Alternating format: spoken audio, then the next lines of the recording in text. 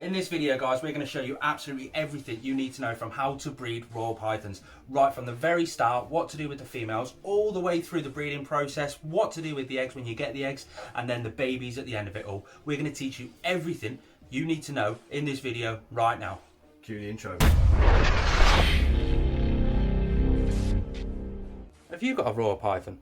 What name have you given it? So to help us out with this video, we've enlisted the help of part 2 of Northwest Royals. This is Sam. Sam's part of Northwest Royals. Northwest Royals are a company that breed royal pythons. They ship all over the world. They've got the Facebook pages, their Instagram pages. It's all linked in the description down below. Go and give them a follow. Sam is going to talk us through the first most important thing you need to know before you even start breeding royal pythons. There's two important things that you need to check on your females before you even think about pairing.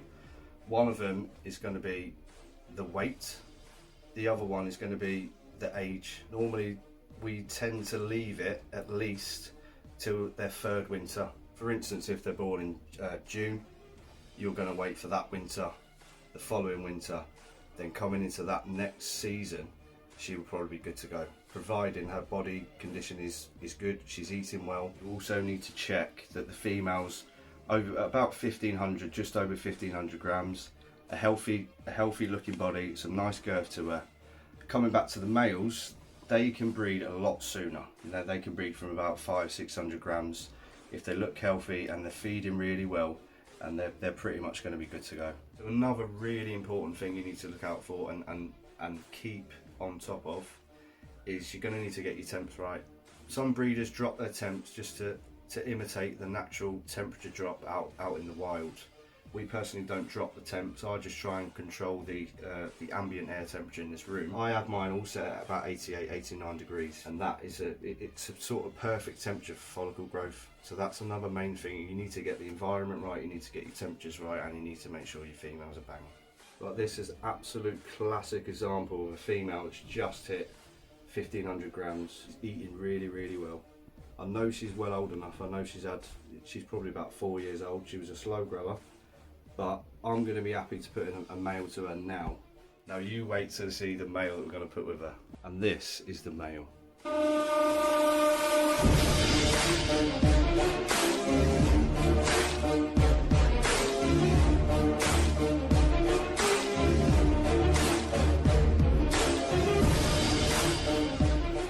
I absolutely love this boy.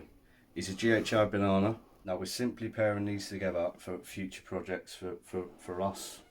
Personally, if you want to see any more info on that, you'll have to head over to the Facebook page. To be honest, I was going to wait till later to do this, but now we're on camera, I might as well just show you what we do before we put the male in. We'll give them a spray down just to imitate the rainy season in the wild. It helps, obviously it heats up the humidity, and you always put the male in with the female, because that humidity will help all the pheromones that are coming around in an enclosure and entice the male to have a lock. So a good spray down. Then you introduce the male. And you just let nature take its course. Huge thank you to the Patreon supporters. You help us keep our animals as highly enriched as possible, as healthy as possible, and it's all thanks to you. I really do hope you enjoy the benefits of being a Patreon, the early access to the videos, the free stickers that we ship out to you guys, and everything else that comes along with it. Thank you. So this is the pairing I did yesterday. Obviously, with outside being raining, it also does help because of the atmospheric pressures that the snakes do sense that. So I paired these yesterday, and these are good signs to look out for.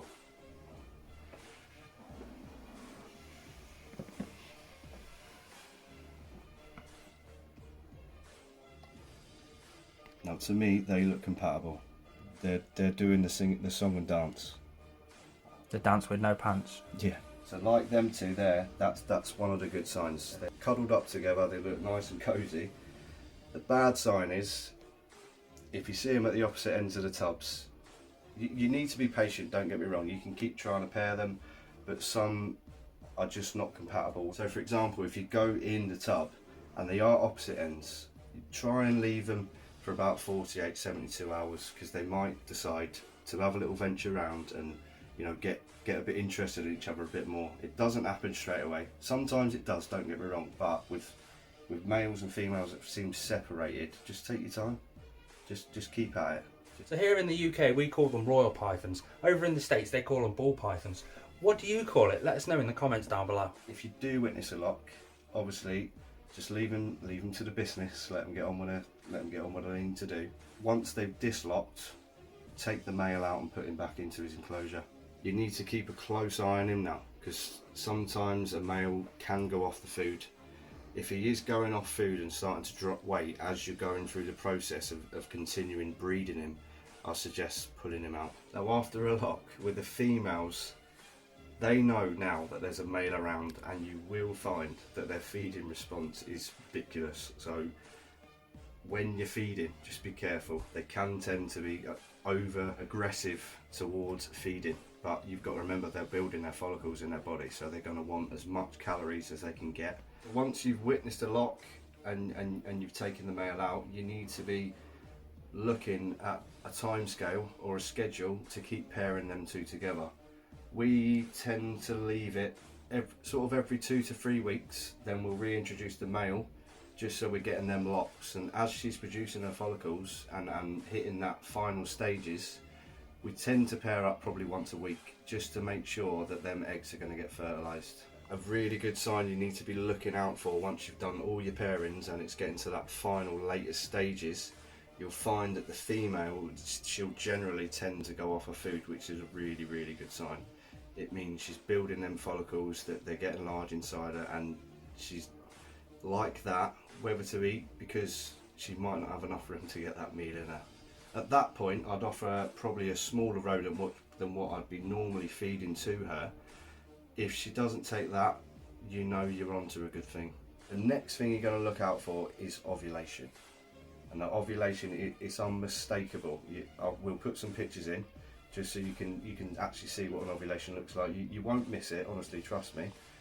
Then after the ovulation, you're going to be about between 20 and 25 days. Then you're gonna witness the pre-lay shed, and we've actually got one here now to show you. Now this is our butter pastel. She was paired to our leopard. I've seen an ovulation, a clear ovulation, so I know it was definitely an ovulation. And now this is a pre-lay shed. Now from here, you're gonna wait about, on average, it's about 30 days until she finally lays eggs. Another thing you need to look for is, as you can see now, she is bang on the hot spot. So she's nestling in now. She's looking for the sweet spot for where she can lay her eggs. So when she has laid eggs and you're bouncing all over the bedroom and you're excited, and you will be, trust me, you need to start thinking about incubation. So once you pull the eggs from your female, for your own peace of mind, you might want to candle the eggs. Let's candle some eggs. So I know 100% these are fertile. You can see the perfectly healthy veins. You can see the snake forming inside as well. So that is an absolutely beautiful egg. There's another one. Healthy veins. You can actually see the snake forming underneath and actually moving. And again, another healthy egg. And that's how you can do your eggs. And I'll just take you through now and show you how we incubate the eggs. There's a few things you're going to need to incubate your eggs. Obviously the main one is the incubator. Number 2 is your tub. Number 3 is your vermiculite. We use vermiculite, it's fantastic. And number 4 is your egg crate. We keep our incubator at 32 degrees. So we have the thermostat in the middle of the incubator. Obviously we like to keep it down low because warm air rises, and that's where the fans set in. So that gives an equal flow around the whole incubator. Inside the box, we'll have the vermiculite. Now humidity is important for the eggs. So we will mix the vermiculite with the water, and the temperature from the inside of the incubator will keep that humidity in the box. This clutch in here is going to be, it's an important one for us actually. It's a tricky one. We purchased a gravel, possibly gravel, and a yellow belly. So the gravel and the yellow belly are quite hard to determine between the two. So until you've proven out the gravel, if you put you put the gravel to a yellow belly, and you'll know 100% if it's gravel because you'll hit some highways. If it's a yellow belly and a yellow belly, you're going to be looking at ivories, which is an all white snake. Also, if the female yellow belly turns out to be gravel, you've got your super gravels, At worst case scenario, we're going to end up with some ivories, which is in itself an absolutely stunning snake. So let's have a quick look and see how they're getting on.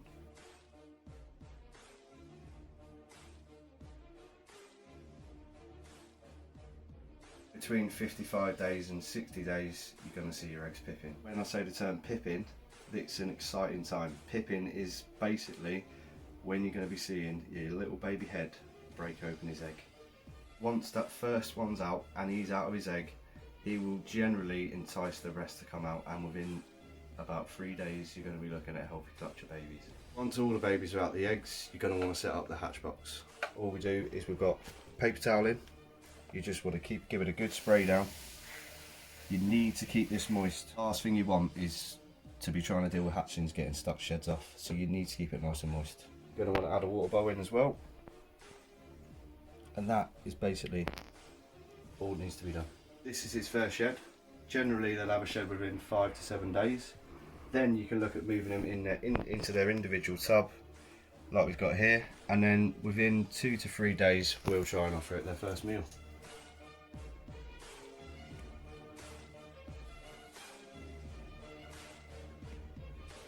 Right, so with the hatchlings, before you think about putting them on the market, you've got to ideally 4 or 5 meals or a good healthy weight, probably over 100 grams, and strike feeding, and you're pretty much good to go. I'm Sam from Northwest Royals.